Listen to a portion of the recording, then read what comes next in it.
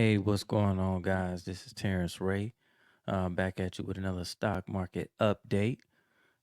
Today, we're going to talk about the Ackman trade. I'm going to go down and or go on and break down the Bill Ackman trade. You probably heard about it. I'm talking about it today. If you're following the markets, I'm just going to give you the basic, like the easy retail way to follow him if you want to. And I'll show you why it may be profitable for you to follow him, and I'll show you why it may not be profitable for you to follow Mr. Ackman. But let's get right to it. Uh, right now on the screen we got Microsoft on here, and if you've been following me, you can if you follow me, I post shorts because I know everybody might not want to look at the long form of the video. So I post shorts and break it up into, a little digestible 60-second clip where you can see, something that I'm eyeing or a nice setup. And I even post them on Instagram as well. Follow me on Twitter. Just subscribe to the channel and look somewhere in the notes and you'll find all those handles and places where to follow me. All right. So looking at Microsoft, you see right here today actually we had what they would call this like a hangman or something like that candlestick, right? You see how you got this long stick, long wick, and then this little body right here. So, but you see yesterday we had a big red candle, took out this low. So, all right, so we're looking at it, we got a high, right? Back on July 18th, a low, and then a high, right? Now we got a lower low. So it took out that low. Then we get a little high, and then we got another lower low. So now we're making lower lows and we're making lower highs. So that right there, for me, the trend has turned in Microsoft. Now it may not be overall. Am I saying um, you could say, well, man, Microsoft is a great company, yada yada yada yada. Man, I don't care about any of that. Right now, today, over the past week or so, we've seen Microsoft go from 366 and some change down to 326 and some change, about $40. So we trade what we see, not what we think. Now let's throw some indicators up here. I'll bring my drawings back, my levels, and you can see I highlighted this high right here, and then this high. So this would have been a shoulder, a head, and then a shoulder. Right? That's a head and shoulders. And for me, that signals that's a reversal pattern for me. So then I throw on my fib ratios, and you can see we right down here. I've been calling out 325 on the channel for like the last, I don't know, week or so. I know where I got in it. I'm about to put back here. I already cashed out one. I think yesterday when it got around down right around here, and then I put another put on to get down to this level. I can't yeah, right around what 310. So the next level will be right around the 310 area. So if you want to, be cautious about it. I'm not telling this for anybody else. I'm not, of course, that put, I know I went out in October. And so you can see the 310. Now you got a $32 expected move for that range.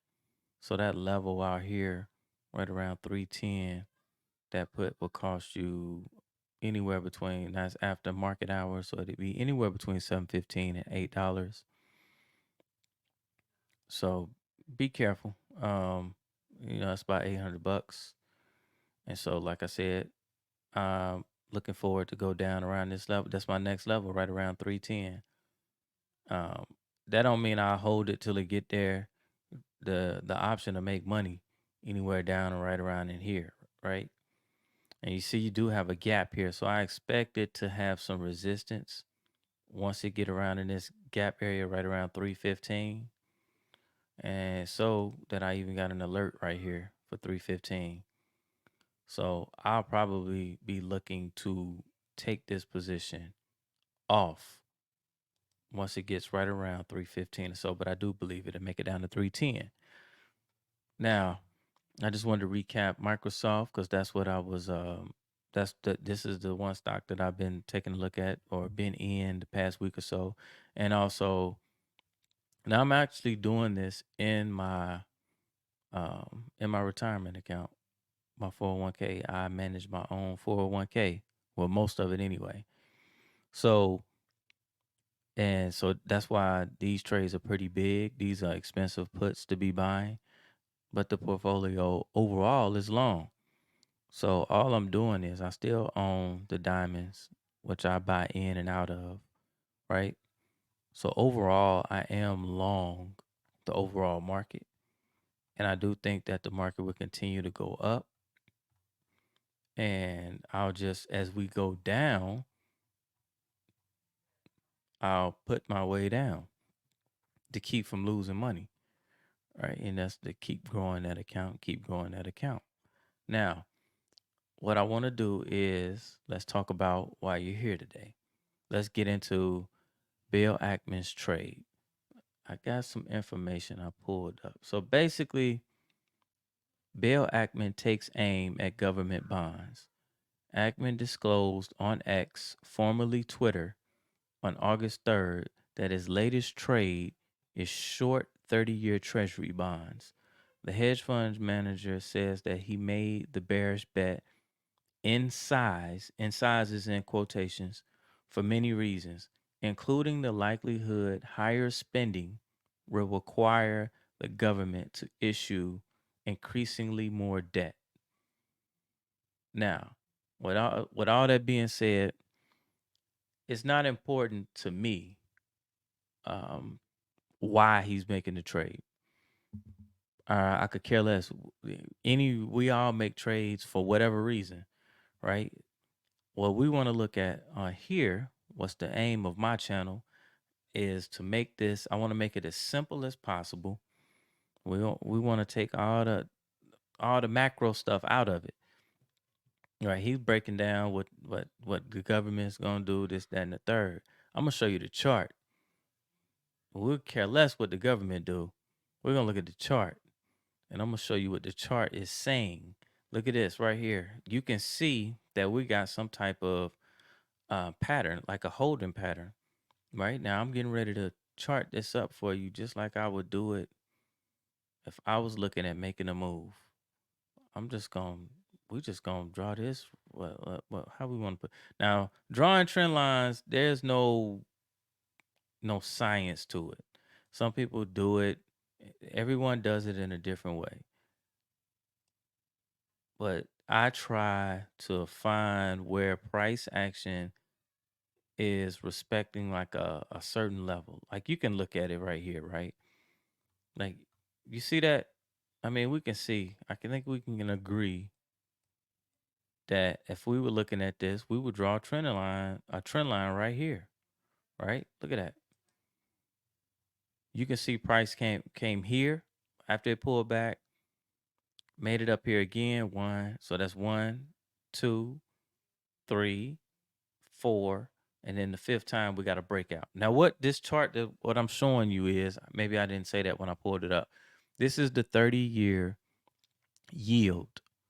So he shorted the 30-year bond. Let me go back to the article. I just want to make sure I ain't mistaken. Yeah, it says he's short the 30-year treasury bond. So if he's short, so he's in essence shorting bonds. If he's shorting bonds, then yields are going to continue to go higher. And that's why you see this gap right here on this 30-year yield going up.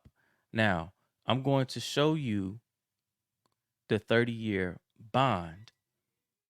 Here's the 30-year bond. And you can see right here today, we had this big red candle.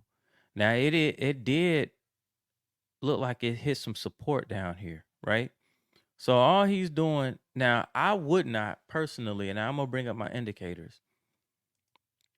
I would not do this trade, right? But that doesn't mean that he's not right just because I wouldn't do it.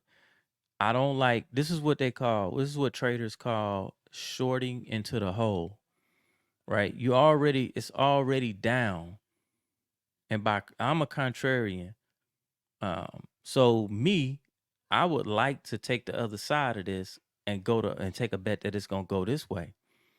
That doesn't mean that he's not right though. I'm not gonna take that trade. And I think that he may be right. And I'm gonna show you why I think he may be right.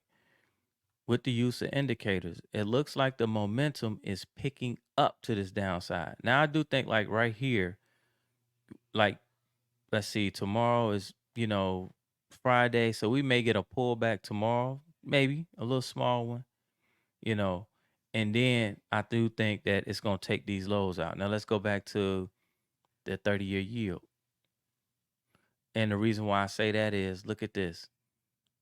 I think it'll slow down a little bit up here around these highs, but eventually it's going to break through and take these highs out. It could even go parabolic. And the thing about it is, it's gaining momentum. If you look down here at the bottom of the screen, and you look at the MACD indicator at the bottom of the screen, you see it's gaining. Look at the oscillator. Look at the histogram right here, green. Everywhere you see it with a light green, you see how it's these bars are getting bigger as it goes on. That lets you know that the market is accelerating as it goes.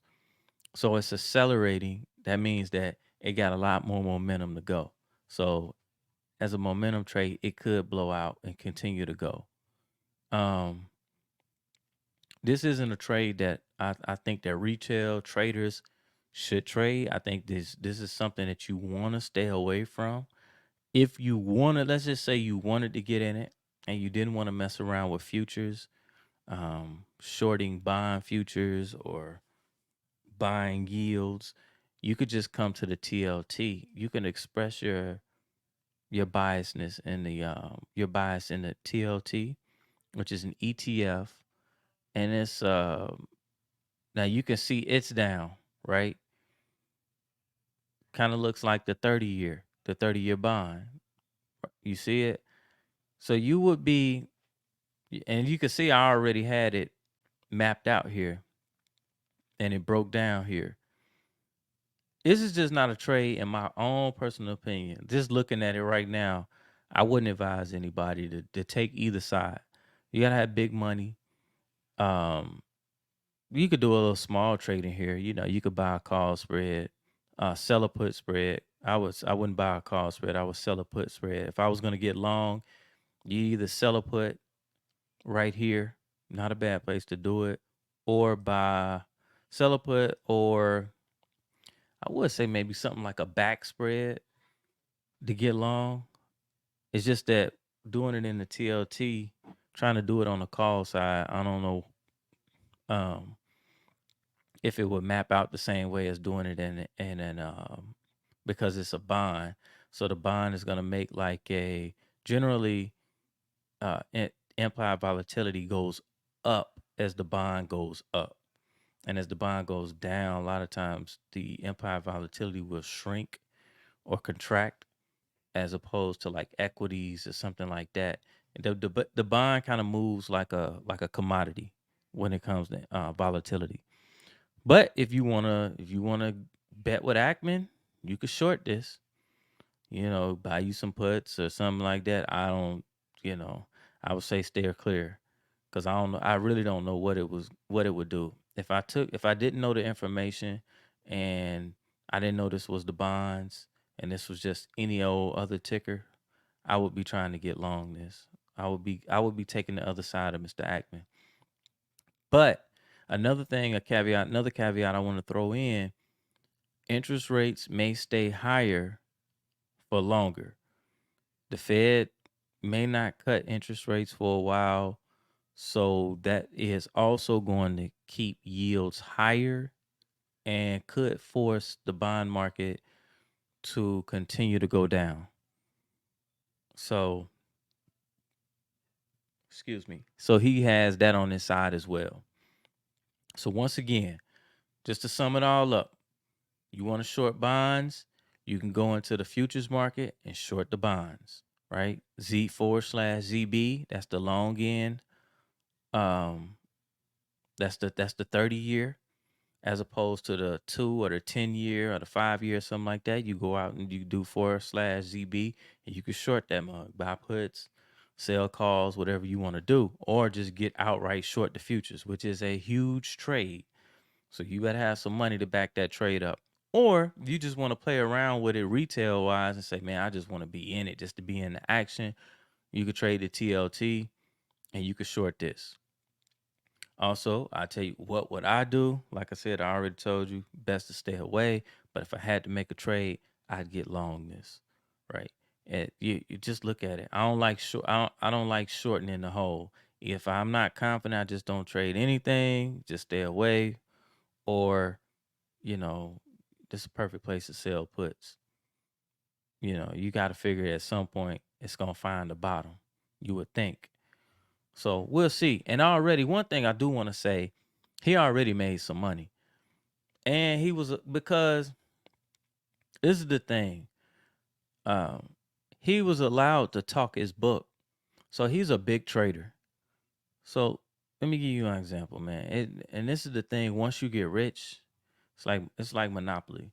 Once you get rich, everything else is easy. It is. People say, man, no, no, no. Once you get money, it ain't the same trading when you got limited, like you have limited capital.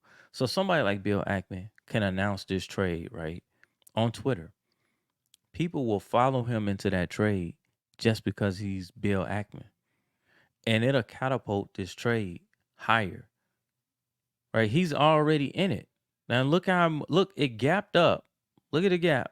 And now you can see that he's in it, and people can come in and pile into it and follow him into this trade. All they got to do is, put on the same trade. You'll see this continue to go up or the bonds going down. Either way, and I think that aspect of it is, I mean, I guess it's cool. I guess it's fair game. I guess anybody can do it, but I just think that if he's allowed to do that, then everyone should be allowed to do it, and they shouldn't fine people for basically talking their book. You should be able to, if you going don't get on YouTubers and go after guys for talking about. To me, it's no different but between pumping a coin. I know people will say like they call it like a pump and dump and this, that, and that, but what's the difference? Because he explained he's everyone knows the trade that he's making, right? So he up money. He's up. I don't know how, and more than likely he traded a large amount. And he put a large he ain't trade a couple dollars. He in this joker big. And which means is he's levered up. So if he's levered up a hundred basis point, a few basis points over here, uh, it's probably millions. He probably made millions today. Millions. Just off of this little green candle right here. So, and more than likely, he probably already took some of the position off, or he may hold it till it takes out this high. And this one trade will probably be enough for him for the year. So, but I just wanted to come on and explain the trade so that everyone, so you could get like a simplified way of a simplified, version of what he did. So, hey guys, hit the like button, hit the subscribe button, follow me on Twitter, or excuse me, X. Because sometimes if I don't have time, because I do work a job. So if I don't have time to like do a video, I'll just tweet out a chart, right, with levels on it. And sometimes I'll put it on Instagram or something like that. But I don't always have time to jump on and do videos. But my levels is, I'm about to change the name of my show, to levels to this or something like that. Because, Brian, look at them. Look at Microsoft. Y'all better quit playing with me. Y'all better quit playing with me. The next one. Now, with us hitting 325, we could see a pullback the next couple days. So I'm not guaranteeing anything else past 325. To be honest with you, I was pretty confident in this 325. Now after that, I don't know, right? But I am myself taking a bet that we are going down at least one more. So it's a little different for the levels going down than they are going up, because the market naturally has a positive drift to it. So stocks are going to go up. They go up more than they go down. That's a fact.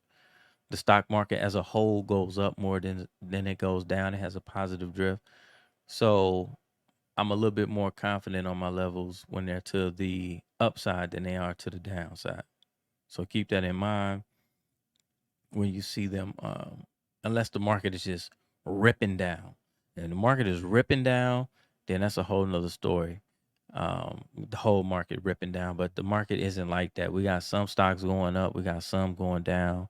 So it's more like a controlled demolition at this point. And I do mean controlled demolition. And I'm gonna leave you guys with that. And I'm out. Peace.